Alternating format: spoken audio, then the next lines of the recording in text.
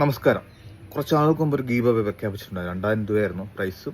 അതിൻ്റെ നിബന്ധന പ്രകാരമായിരുന്നു. ആ പോസ്റ്റിൻ്റെ ഒരു കമൻറ്റ് ഇടുക, അതിന് വരുന്ന ലൈക്കുകളുടെ എണ്ണം നോക്കിയായിരിക്കും ഗീവ് അവേ വിന്നറെ നമ്മൾ പ്രഖ്യാപിക്കുക എന്നാണ് പറഞ്ഞിട്ടുള്ളത്.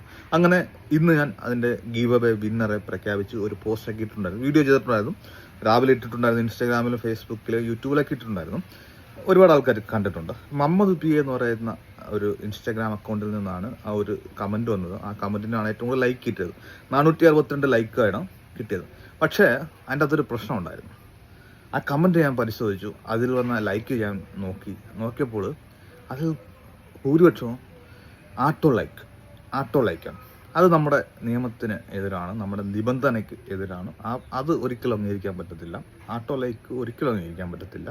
അത് സത്യസന്ധമായിട്ടുള്ള കാര്യമല്ല. അപ്പോൾ നമ്മുടെ ഒരു ഗീവ് വിന്നറെ പ്രഖ്യാപിക്കുന്നത് വളരെ ഒരു പ്രതിസന്ധിയായിട്ട് മാറിയിരിക്കുകയാണ്. കമൻസിന് വന്ന ലൈക്കുകളൊക്കെ വീണ്ടും പരിശോധിച്ചിട്ട് കൃത്യമായിട്ടുള്ളൊരു വിജയം ഉടനെ പ്രഖ്യാപിക്കുന്നതായിരിക്കും. ഓക്കെ, ഗീവ് സത്യസന്ധമായിട്ട് പങ്കെടുത്ത എല്ലാവർക്കും വളരെയധികം ഹൃദയത്തിൽ നിന്നും ഞാൻ നന്ദി അറിയിക്കാം. കാരണം ഞാൻ വളരെ കറക്റ്റായിട്ട് എല്ലാവരെയും ബോധിപ്പിച്ചുകൊണ്ടൊരു വിജയം പ്രഖ്യാപിക്കണം എന്നാണ് കരുതിയത്. പക്ഷേ ഇങ്ങനെ ഒരു ചതി അതിൻ്റെ പിന്നിൽ ഒളിഞ്ഞിരിക്കുമെന്ന് ഞാൻ ഒരിക്കലും പ്രതീക്ഷിച്ചില്ല. എന്തായാലും ഞാൻ ഒന്നുകൂടെ കൃത്യമായിട്ട് പരിശോധിച്ചിട്ട് ഒരു വിജയം പ്രഖ്യാപിക്കുന്നതായിരിക്കും.